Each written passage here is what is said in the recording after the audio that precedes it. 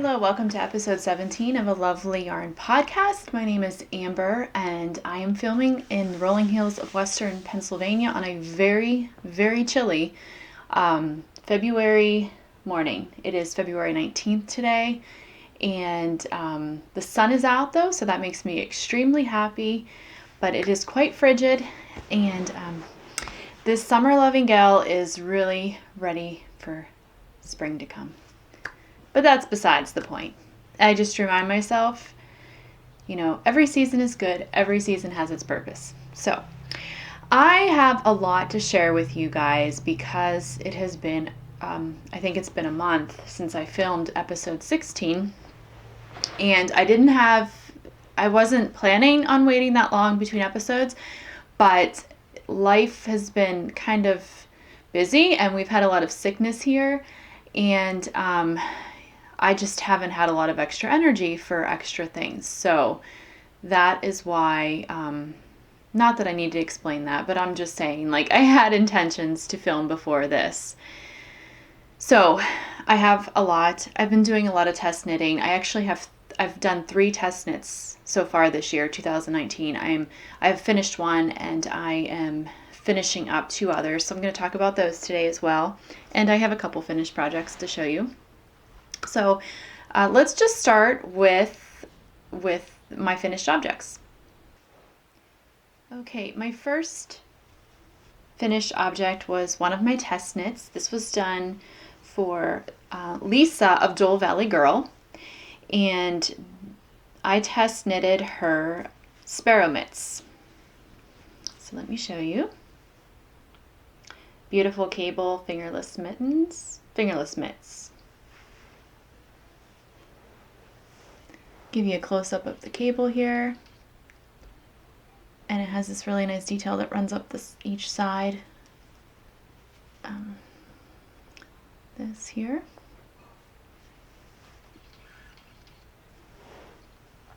And now I will put them on so you can see them. I think I test knitted the small size. I have long fingers, but my hands are small. And they fit perfect. She has this really cool bind off that she used that I had never used before. And if I'm going to be honest, when I did it the first time on the first mitt, I did not like it at all. It was very fiddly. But once I did it, by the time I got to the second mitt, I was fine with it. And I realized that I just needed to just chill out and not stress about it. But I don't even remember what the bind off's called. But she has a video tutorial link in her pattern that takes you and kind of walks you through it. Because for me, just to read it, in the description she gave, I still had a hard time grasping it. Now, once I had seen the video I was able to refer to Lisa's notes in her pattern, and I was able to do the bind off according to her notes because I had already seen the process in my head, or I'd already seen the process, so I had that visual in my head. But the reason I love that is because it gives a really nice polished bind off. And it's weird, it's a stretchy bind off, but it also is tight at the same time. A problem I often have with fingerless mitts is that this portion here ends up getting loose and then rolling down on me. And that kind of is, it just feels weird then on the palm of my hand. But these are if I spread my fingers out, this part expands and it stretches, but then it goes right back into place. So they're a nice fitted feel. So yeah, these are so nice. And I made these out of Patons Classic Wool Worsted. And the color was Heath Heather, I believe. I talked about this. I'll link down below. And if you're watching my podcast for the first time, I always put my notes in the description bar below the video. So you don't have to go anywhere else to get links. You can just go down there. And I try my best to link everything. Sometimes I forget, but I try to do a fairly thorough job doing that. So I have to check, did Lisa I don't know that she, okay, I'm going to check on this. I'm trying to remember if she released this pattern yet. I don't know why she wouldn't have, because I've had these done for a while. So I'm pretty sure that it's been released. But I'll link that down below. So, and another thing I really like about these is they come down far on my arm here. This part gets cold. You know, and honestly, I will not be able to wear these outside on a day like today when it's in the teens and the wind is blowing. But these will be nice here, hopefully, in a month when hopefully spring will make its appearance. And I actually have a pair of fingerless mitts that I crocheted. This was back before I knew how to knit. So it's been probably 10 years. And I wear them outside to do chores quite a bit. So they've definitely seen better days. I don't know that I'll wear these outside to do chores though, because they're so pretty. However, this yarn feels like it's going to be pretty durable. And this pattern's not hard to knit, so I can just make another pair. I don't know. We'll see. We will see what I decide to do. But right now I'm really loving these. And I like the color because it's a very nice neutral color, so I can wear it with, you know, many things. I also like this yarn. I think this is the first time I ever used that Patons worsted. So it's the classic wool worsted. And I don't use a lot of commercial brand yarns, but I will definitely use this again. In fact, I bought this a couple years ago because I'm knitting from my stash only. When Lisa posted about the test knit, I was excited because I had yarn already that I could participate with it. And I bought this probably 2 years ago. I bought 3 skeins, this and then 2 other colors. And the 2 other colors I already have plans for to knit a Colorway cowl, which I plan on starting. I just have so many things on my needles right now, which is slightly stressful because if you've been watching this for any length of time, you know that I do not like to have a lot going on as far as too many projects at once. And I'm feeling that right now, so that is something I'm going to cast on for soon, and I'll share about that when I actually cast on. All right, so the Sparrow mitts by Lisa of Dual Valley Girl, and I really like them. They're nice and cozy, and I like the wool. I like the yarn that I used. All right, my next finished object is a pair of socks that I was working on last podcast, and these have been finished for probably 2.5 weeks. They're for my daughter, and she saw I had finished them. She was really excited, and then I said, oh, you can't wear them until I podcast about them, which I felt kind of mean about. But I honestly, when I finished them, I thought, well, I'm going to podcast soon, so she'll have them soon, and then I think she's forgotten about them by now. But these are the socks, and I showed these socks last time, my last podcast, and I will post the details of the yarn down below because honestly, I can't remember the company that makes this striped yarn, the self-striping yarn. It just went out of my head. But I do know that this, see, I'm already forgetting. I think this is a Blackberry Ridge, and this is 6 and 7 fiber because I did a contrasting cuff, heel, and toe. But I think these are fun. I like to knit with self-striping yarn because it keeps things interesting, and I'm sure a lot of you probably feel the same way, like you just want to keep going to the next, see what the next stripe's going to look like. But Lily will be excited now that she can wear these socks. And this is just a plain sock. It's, you know, I cast it on 64 on size 1 US needle. I used the 9-inch circulars. And then I did, this is a 2x2 ribbing. I think I did 20 rounds of that. And then, I don't know, 50 some, 60 rounds for the leg. And then I did the Eye of Partridge heel.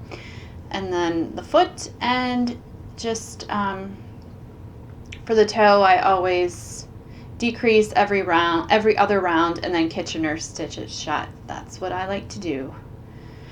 when I knit my socks. So that's my second finished object.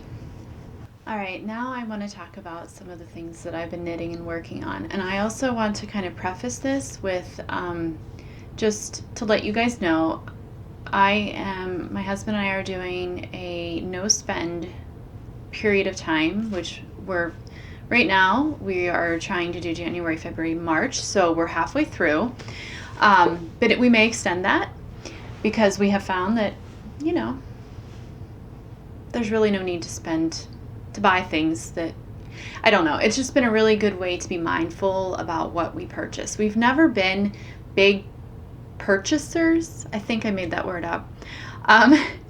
But, you know, it's sometimes you get into a routine where you just buying things becomes automatic.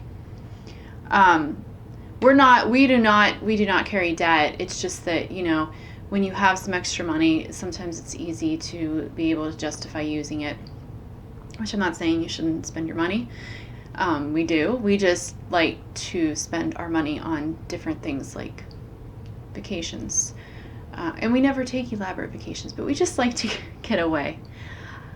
Anyway, the reason I'm saying all this is because, first of all, it's been really fun, and I encourage everybody to try it. It's really fun. And like I said in my previous podcast, it really is good to, well, it helps you to realize how resourceful and creative you can be when you are not spending any unnecessary money. So instead of just running out and buying something, you think, how can I tackle this problem using items that I already own? And so that's really actually kind of fun for me and my husband. Maybe not everybody would feel that way. So I have not purchased any yarn or fiber or anything related to knitting or patterns since at least last December. I honestly don't remember when I bought yarn last, because I do like to buy yarn, but I really do try to limit that because I don't work anymore. My husband works. I'm at home with our kids. I'm homeschooling them. So I try to be smart. But I'll buy yarn, you know, and I'll buy fiber. But I have not for sure bought anything since the end of December. We officially started our no spend challenge on January 1st. But I'm telling you this because I want you to know that everything I show you is made from stash. All the patterns that I am working on are either test knits, or they're patterns that I had purchased previously, or I'll do free patterns on Ravelry as well, since there's quite a few of those. And I know when I talked about this last, I had quite a few viewers say that they were also doing that. So how's that going for everyone? Because personally, I have found it to be really inspiring. I don't have a huge stash, but I have probably 4 shelves of yarn. I have like a bookcase, and I have 4 shelves of yarn, nice yarn. I also have a tub of like cotton yarns, and then I have a tub of acrylic yarns that I bought previously that I just kind of hold on. My daughter uses it when she's crafting sometimes. But the yarn that I actually think, oh yes, I love this, and I bought it because it was something that I really, really loved, I have 4 shelves of it. So not spending money on yarn has been, or fiber, because I'm also a spinner, has really encouraged me to go into my craft room, look at my shelves, and really appreciate what I have and think, this is what I have to use, this is what I have to work with, what can I create? And honestly, a lot of that yarn was purchased with an intention to use it for something in particular. So, all that to say, let me show you what I'm working on right now. So I've been doing this test knit for Bex of the Little Home Designs. And I'm just going to pull this out. I'm almost done. I'm on the very last section. I hope I didn't stop. I did. I stopped in the middle. Good grief. I stopped in the middle. So this is going to be really hard to show you what it's looking like now. You know what? I'm going to grab something real quick that'll make this easier. Let me pause this for. Okay, so I realized I wasn't too far from finishing up that row, so I just went ahead and finished it. But I do want to show you what I was going to grab to help out, because it is something. I'm not big with gadgets, and I don't like a lot of extra things to complicate things. You know, I don't like a lot of extra things lying around. But I will say that I bought this, it's called Try It On tubing. And it's basically just this plastic tubing, and I have most of it on my needles right now for this, so I can show you this shawl a little bit easier. But I always use this when I'm knitting sweaters, because you can put this on to extend your cable, and then you can try your sweater on, so you're not restricted by the length of your needle, basically, like when you're knitting on circular needles. So I really do like this. Like I said, I'm not big into gadgets, but this is something I have found really useful, and I'll put the link down below where you can find this, the website you can find this on. But basically it comes in this long roll of it. But this is pretty much the only piece I've had to use. I just cut it off what I needed, so I didn't have a bunch of extra plastic tubing. And this is what I need to try on my sweaters. But I did put it on to my shawl, so I could just kind of extend this a little bit more and show you what it's looking like. The only thing I will say is that you have to kind of work, especially when you're working with finer yarn, and this yarn I'm going to show you is fingering weight, so you kind of have to work to get it up over that little connection where the rubber tubing connects onto the tip of your needle. But so this first test knit that I'm going to show you is the Restful Shawl by Bex of the Little Home Designs, and I have just been loving this test knit. I love this shawl. I love this yarn. I've had this yarn for probably 3 years. And when Bex asked me about test knitting, I thought, what can I use? Because I needed 2 skeins of fingering weight, and I needed to use something from my stash. And then I remembered I had this from, I had purchased it from a woman, a hand dyer, at Pittsburgh Knit and Crochet Festival. It might have been 4 years ago, actually. I think it was actually 4 years ago, so it's been a while. So it felt so good to put this to use, you know, when you have yarn that long. And I'm just trying to get these stitches up over that rubber tubing. And that can be a little bit fiddly because this is fingering weight yarn, so it kind of gets hung up on there. But let me show you so far what I have.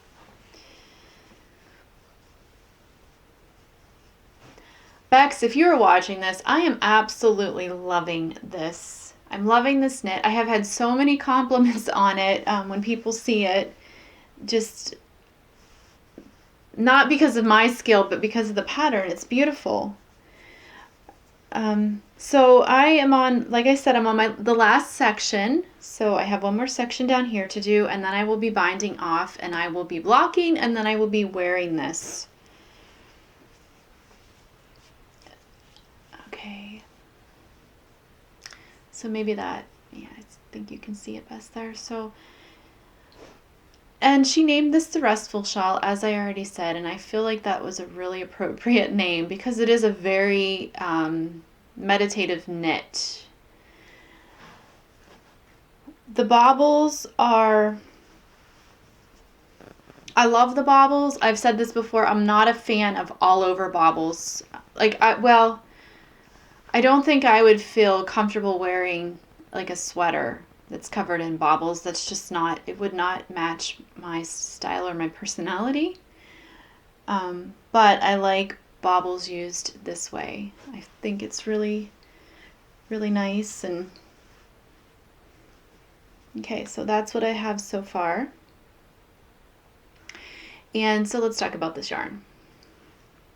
Let me find the yarn tag because I do have it, surprisingly.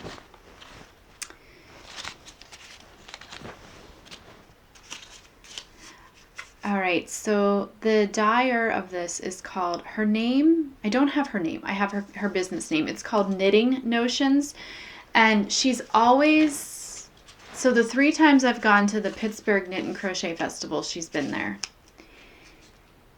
And this yarn is classic merino bamboo. So it's 65% merino and 35% bamboo.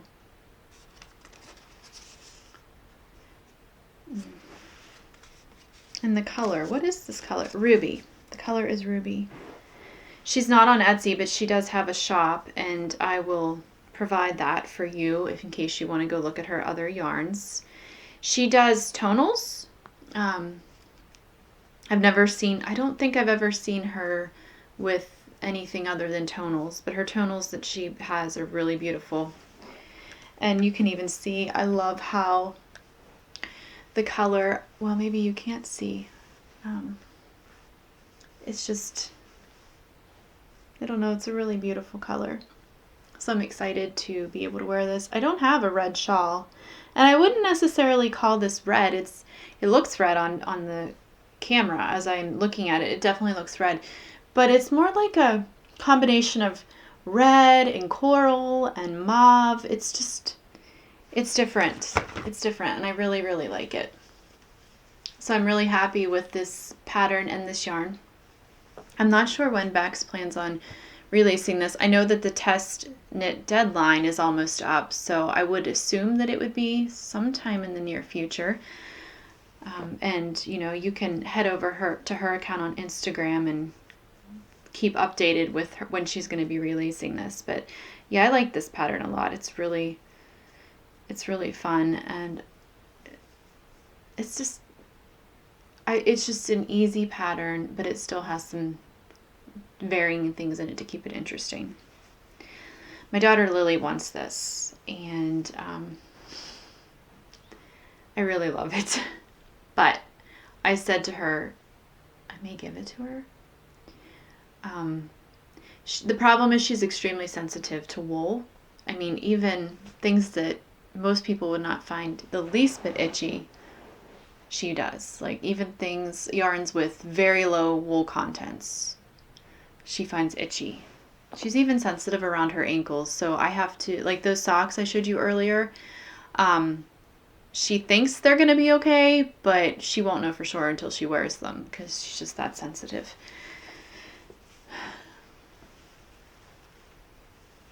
So yes, this is a beautiful shawl. I'm very happy, and I'm really excited that it's almost done because then I can wear it. I think I said everything I needed to say about that. What I think I might do actually is, because I'm definitely going to have enough yarn, it called for 2 skeins of fingering weight, and this yarn is a light fingering, so it had 490 yards in 100 grams. So I'm definitely going to have some left over. I'm going to make tassels, I believe. I'm going to attach a tassel to each end and then also like to the middle part. I think so. That's what I'm thinking right now anyway. We'll check it. We'll try it out whenever it's done. I'll attach them and see if I like it. All right, moving on. My next work in progress is also a test knit.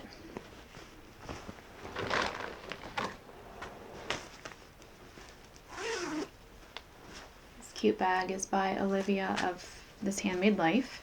I have several of her bags. I always really like them. Okay, so my next test knit is a hat. This design is called the Blakeley hat, and it is by Rachel. And on Instagram, her name is Rachel M. Reese. I am knitting this with Cascade yarns. It's Cascade 220 Sport. And the color, what is the color? It doesn't have a color name. I thought it did. But it's just saying color 9451, which I will put below in case anybody's interested. Okay, so it looks just like a plain hat, doesn't it? I'm having focusing problems, I think. But when you turn it inside out, it's got this nice, ridges. And I'm not going to talk too much because this is a test knit. Let me zoom. See the ridges?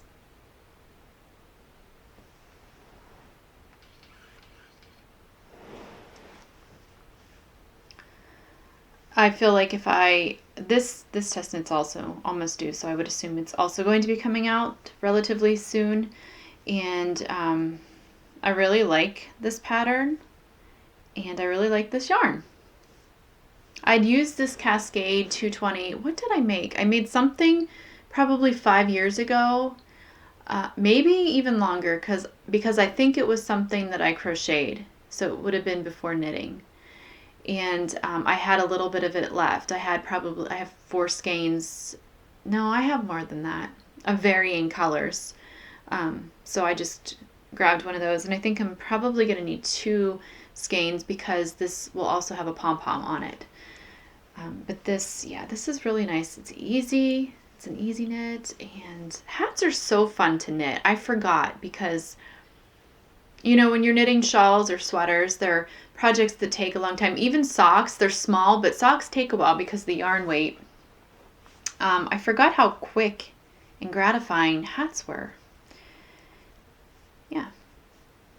So Rachel has, she has some other patterns. She has this really cool scarf that she just released.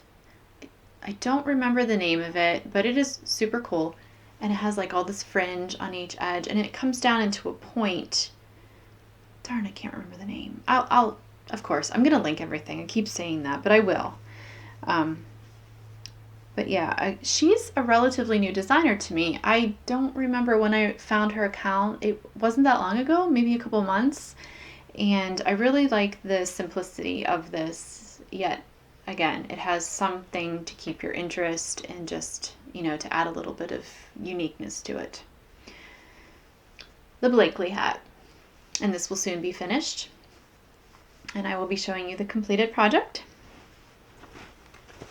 I think that's all I need to say about that one as well.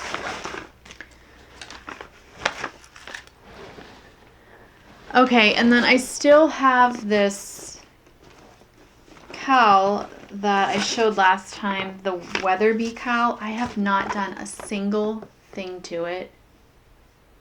Not a single row, not a single stitch, because I've been working, backwards. It's this cable cowl. I've been working on my test knits. I am kind of concerned that I'm going to run out of yarn because this, I need to weigh this. I need to weigh and see how much I have because look, this is like, it's supposed to go around your neck. So you knit it this way, but you wear it this way. Okay, so it's going to scrunch up and be nice and warm on my neck. But I'm thinking, boy, I did not get very far with the amount of yarn that I have used. So I'm going to weigh this and make sure that I'm going to have enough before I keep going on this knit. And if I don't think I'm going to, then what I'm going to do is just, as painful as this is going to be, I'm going to rip this out. And I'm just going to take one of these cable repeats out. So there's 3 cable repeats.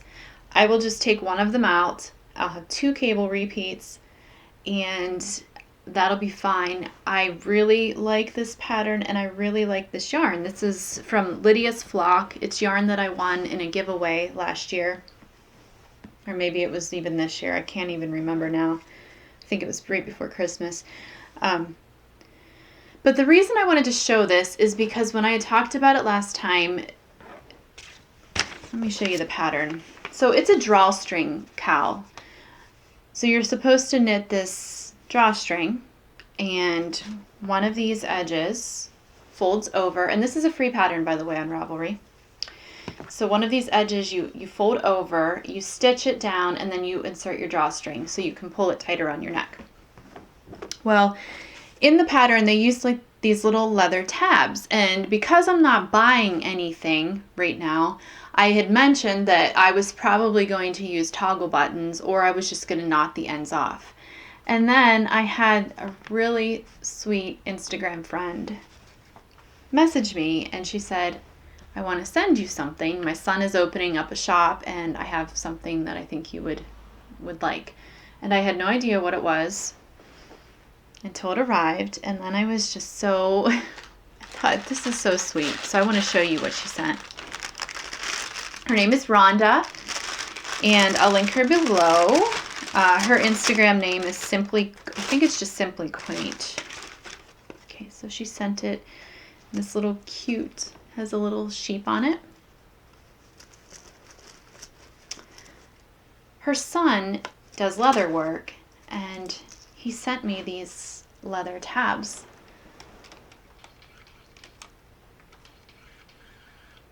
Okay, there we go. All right, so you see those? So that is going to attach on the end of my drawstring on my cowl. And that's like the perfect color. If I would have chosen a color, I would have chosen that color, that like cognac color. She didn't just send me 2 though, they sent me 6. So I have like a little pile here.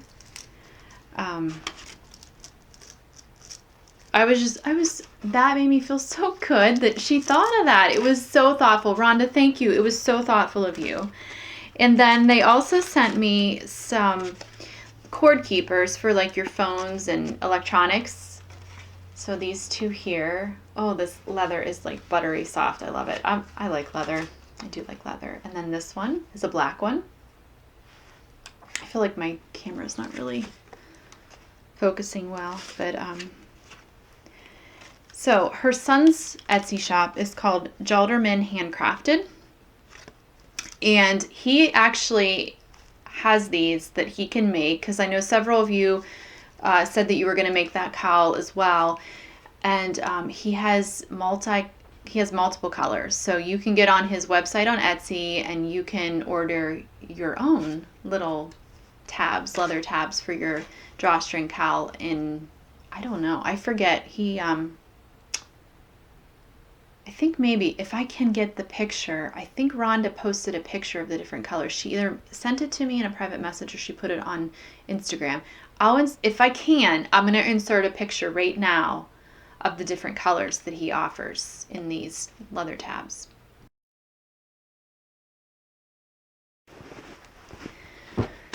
Okay, and I do have a shawl that I'm knitting just out of, again, some stash yarn. This is Lion Brand Homespun, I think it's called. I had this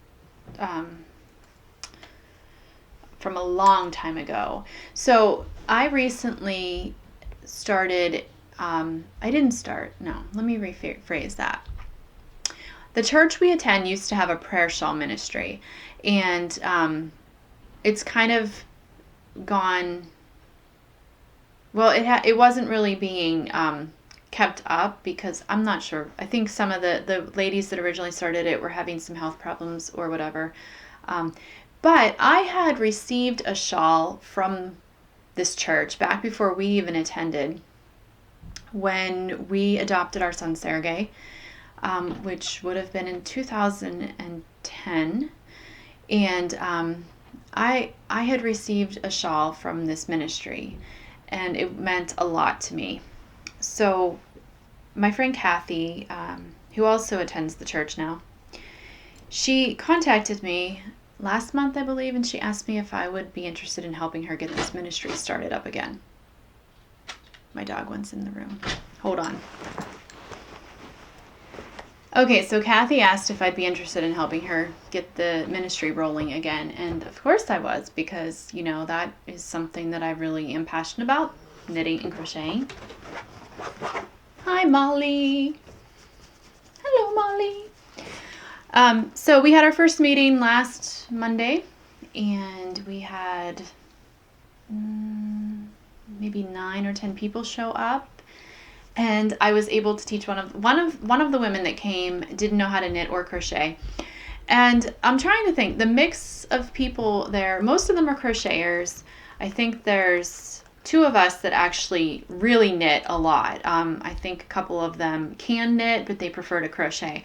But anyway, there was one woman who came and she didn't know how to do either, but she wanted to learn. So they showed her how to crochet, and she tried that, and then she thought, well, I'd like to try knitting as well. So I showed her how to knit, and she really enjoyed it, and she actually was quite a natural. Like, I was very impressed with her. I mean, it was a 2-hour-long meeting, so it's not like she knit a ton, but I was impressed with what she did. No licky, no. But anyway, so I'm doing this ministry now, and we are, this is going to be this will be my first shawl I need to work on. I'm trying to finish up these test knits. So basically, the thing with a prayer shawl ministry, you know, and you guys probably know this, when you give knitted items, are you going to whine, Molly? Are you going to sit here and whine at me? Yes? She's telling me she is. You need to be mindful of the yarn because not everyone's going to be willing to hand wash things. So I never really gift items that need to be hand washed. So this is just Lion Brand Homespun. I think I'm going to have to pause this again, and now I'm going to have to put her out. Okay, the dog is out. Hopefully I can finish this up now. Oh gosh, I was talking about the prayer shawl ministry at church. Yes, that's what I was talking about. So this is I'm just doing a simple triangular shawl, and I'm putting some garter ridges in, which is really hard to see because of this yarn. And what I'm doing is I have 4 different colors because I didn't have full skeins of any of this, and I realized that I may have to make an exception in my no buying yarn because I really don't have yarn that I could use to make prayer shawls, because most of it is like 100% wool, or it's stuff that needs hand washed. So I have these 4 colors that I'm going to kind of fade into one another and just play with as I knit this shawl, and I think that'll look really nice. But I need to get my test knits done so I can work on this because I have not gotten very far at all. But I'm really excited to be a part of that ministry and to get it going because, like I said, I know how much it meant to me to get a shawl. And basically the whole concept of it is that while you're making the shawl, you're praying for that person. And in this instance, I don't know who's going to get this, and that's probably going to be what happens in most instances. But so what I've been doing is I've just been trying to be very mindful when I'm knitting that I'm thinking about who is going to get this, and whatever their need is, God, I pray that you would be very real to them, and that you would provide for them, and that they would sense your calm and your peace and your presence in their life.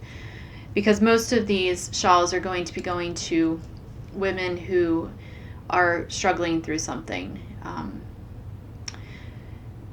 It could be anything.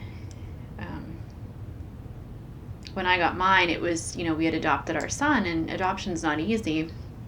And he was 13, so he was older. So there were a lot of challenges. And so I wasn't even a shawl wearer back then, but I did wrap up in that shawl at times. It just really was a sense of comfort to me. So I'm happy to be able to contribute to this ministry.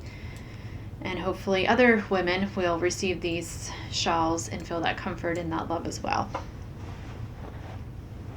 That's all I have for knitting, because I've also been doing a lot of spinning. So I had not spun since last fall, I think. It had been a long time. And then Nikki on Instagram, and her tag name is Denelli Studio. Anyway, she tagged me in a spin challenge to talk about my spinning story and how I got started. So I did that, and then I was like, geez, I need to spin. So it kind of got my butt moving to get back into spinning. So I had to actually do some wheel maintenance because it needed oiled, and the wood needed some polishing because it had been sitting up here in our bedroom. It had been sitting here for multiple months. But since I did that, I have been spinning away, and I have been enjoying it so much. It is so relaxing for me, and I just love to see that fiber turn into yarn. It's just, and then when you ply it, that's even more exciting because then you see all the colors coming together, and it's just really, it's just so enjoyable for me. So if you're thinking about learning to spin, I've had multiple people ask me, like, what wheel do you use? Maybe I'll just tell you a little bit about my spinning story, just in a nutshell. I learned how to spin 3 years ago, I think. I went to our local folk festival, and there was a woman there doing a demonstration. And I found out that she only lived 5 minutes from me. So I told her I had alpacas, because I did at that time, and I asked her if she'd want some of my fiber. And then she ended up teaching me to spin. And she had this old Saxony style spinning wheel, and it left a lot to be desired. It was very old. I had a hard time on it, but she said to me, if you can learn how to spin on this, you're going to be able to spin on, like, I don't know, anything, basically, is what she said. It was a single treadle. So when I say Saxony, that's like your typical fairy tale looking spinning wheel, where the actual wheel is on the side, and then you have your bobbin and stuff on the other side. So I learned how to spin on that, and it probably took 3 months until I got really comfortable and I felt like I had a pretty decently balanced yarn. And when I say balanced, that's the amount of tension that's actually in that strand when you're spinning it. Okay, and that's a whole nother thing to get into. But so that fall we went to Bar Harbor, Maine, and on our way up we stopped in a town, I think it was called Bath. Anyway, Halcyon Yarns was in this town, and this is a big yarn shop. I love it. When we went, I was so set on looking at the spinning wheels, because their upstairs room was just full of spinning wheels and looms and stuff like that. So I went up and I wanted to test drive some of the wheels and see what I felt comfortable on. Well, I ended up really loving the Ashford Traveller. Like, I sat down at it and it just worked for me. And it's an upright, or a castle. So you have the wheel, and then right above the wheel you have, like, everything's upright rather than spread out horizontally. It's more of a vertical wheel. So I ended up getting an Ashford Traveller, and I bought it used. And hello. Oh, okay. Lily just brought in our dog. She rolled in something, so she's going to require a bath. Okay, that's one of the negatives about having dogs, but whatever. That's okay. So I spin on an Ashford Traveller. I do not know how to drop spindle. I want to learn, and that is, my daughter does. My daughter Lily knows how to spin on a drop spindle, and she's actually gotten really good at it. My goal is to learn how to spin on a drop spindle this summer. I don't really have the time to devote right now. Right now, when I spin, I want to be able to sit at my wheel and just make yarn. I feel like the wheel is much more efficient as far as time goes, because it is faster. A drop spindle, I want to learn it because it feels more like it would be more of a meditative spin to me. Also, it would be portable, so when we go on vacation, I would be able to take it with me. I always take my knitting, but there have been times when I have thought, man, I'd really like to take some spinning with me, but I'm definitely not going to pack a wheel up. And yeah, that's not happening. It's too big, it's too bulky. I don't think Brad would really be on board with that either. And I also have an e-spinner, or an electronic spinner, that was given to me by an old neighbor. They have since moved to Tennessee, but she was also into fiber arts, and she didn't want to move this e-spinner with her. I don't know if she just didn't use it, but she gave it to me. And I've used that maybe once. Lily has used that a couple of times. I just love spinning on a wheel. So that is kind of my spinning story in a nutshell. And let me show you what I have spun in the last few weeks. I have spun all of this since my last podcast, so you will be able to see that I am on a roll. Let's just gonna start with these, because these all come from, this fiber all came from Wound Up Fiber Arts. This is Trisha Cook. And, oh, I just realized I moved them. And now I don't know what color was, oh, bummer. Okay, well, I'm going to be able to tell. This is Polwarth. Okay, so this first one is Polwarth fiber. And the colorway is See Inside.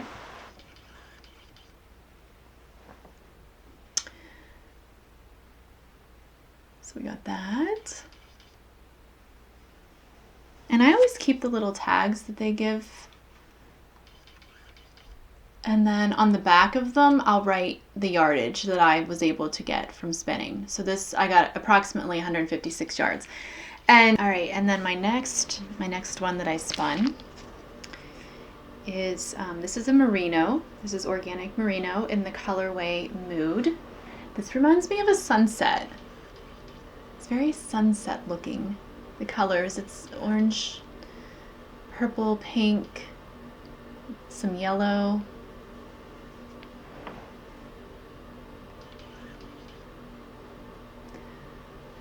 Okay, and then let's switch out to this one.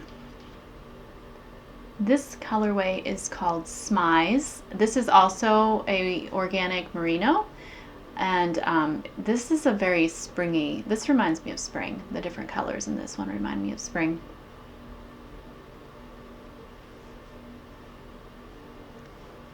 And then also back to the Mood. I just have a single ply of this Peruvian wool, and I thought, wow, these two would look really nice together. And actually I plied this, and then I thought, I did a 2-ply with this, and then I thought, man, I should have done a 3-ply and added this in, but it was too late.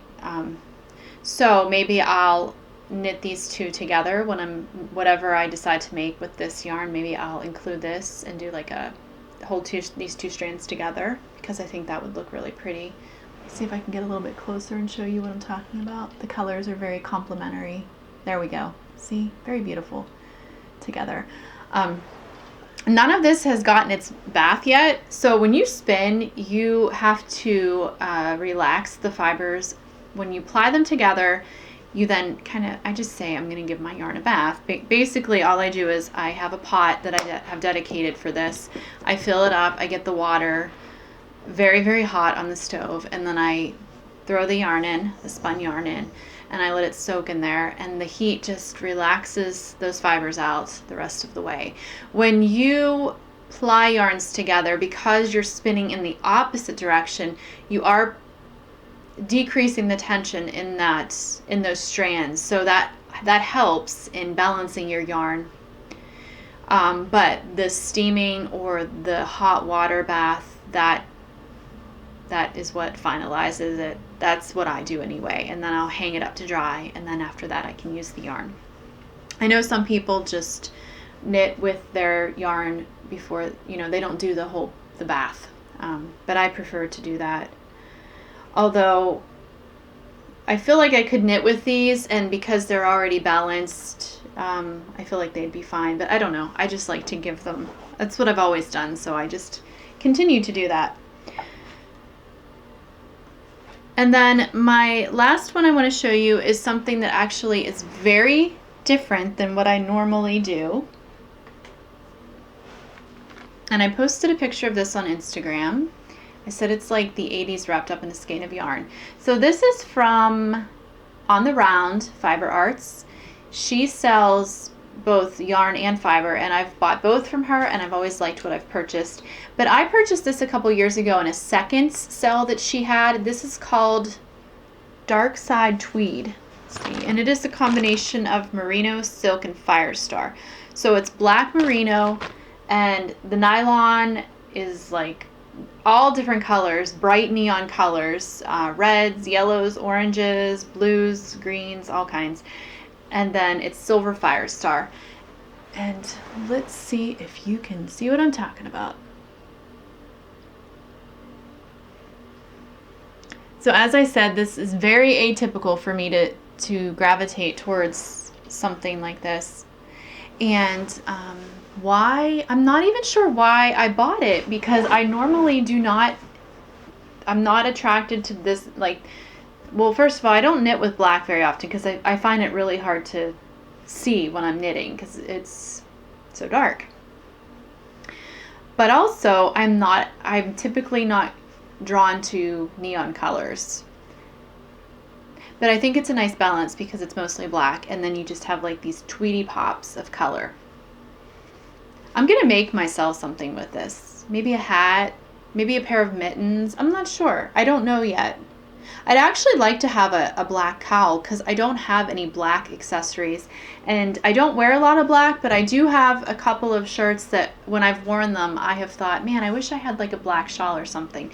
I don't know that this would really match them though because of the bright neon, but I'll figure something out to do with this for sure. And then my last spin that is a work in progress is Merino, and I don't have the tag with me. I actually left it out at my wheel. But this is a combination of different shades of purple, pink, and like a silvery blue color, and it's really pretty. Now, usually when you buy roving, it's sold in 4-ounce packages. And a 4-ounce package will typically get me approximately 175 yards. And the way I calculate my yardage is after I'm done spinning and I've put my yarn onto my niddy noddy, I know the length of my niddy noddy, so I just do some math calculations to figure out approximately how many yards I have. I know they sell yardage machines where you can run your yarn through and it calculates, and I don't know how accurate those are. So I actually would be interested in hearing, those of you that spin, how do you calculate your yardage? Do you calculate it using like mathematical equations and just knowing the length of your niddy noddy, or do you have something like a machine that will calculate it for you? Because I want to be as accurate as I can be when I'm calculating, because that's actually very helpful when you're going to knit something, knowing exactly, pretty close to exact to how much yarn you have. So yeah, typically 4 ounces will get me like 100, this is 177 yards, I believe. And I would say this is like between a DK and a worsted, a light worsted, maybe more of a DK. But when I was, so I think I purchased this as part of a Facebook fiber de-stash. And so I purchased 2 4-ounce bags. This is 4 ounces of a single ply. So what I'm going to do is I'm going to spin the other 4 ounces into a single ply, and then I will ply these together. And so then I should have a pretty nice amount of a DK weight or a sport weight yarn, because I did spin this a little bit thinner than I normally do. This is really pretty. I really like this. Let's see here if we can. I don't know, are we getting to here? I have such a hard time. Why do I have such a hard time? It's been over a year since I started podcasting. Why do I still have such a hard time zooming? I need to learn my camera better.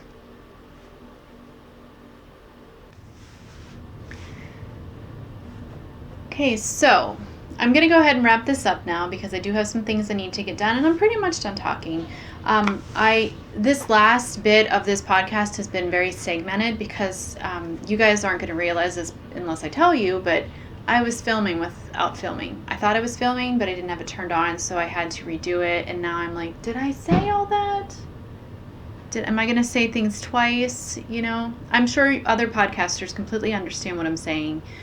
But one thing I do want to say, I've had several people ask about knitting spinning and getting started, and just go for it. Just go for it. Just get on your wheel, or see if you can borrow one, or do the drop spindle thing.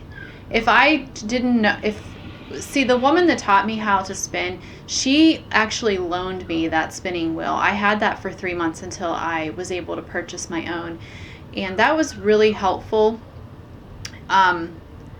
So if you can find somebody, she has multiple wheels, so it was no big deal for her to give me that one. And I know that I was like very blessed with that. That doesn't happen probably very often, but just give it a try. It is so fun. It's hard at first, and your yarn is probably going to look really horrible and just be all messy looking, but that is totally normal. And then in my experience, I just, they say that it's best to practice at least 15 minutes every day.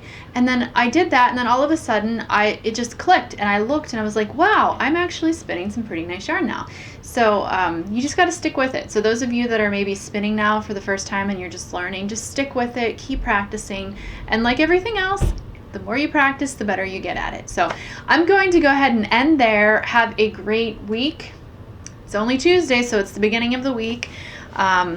Yeah, and I'm going to go enjoy the sun because we have sun today. So I'm going to go enjoy the sun and get my work done. And thank you guys so much for watching. And thank you ahead of time if you leave comments. They mean so much to me. I love reading them. It's like a great way for me to connect with those of you who take the time to view my podcast. So thank you so much. Have a wonderful day.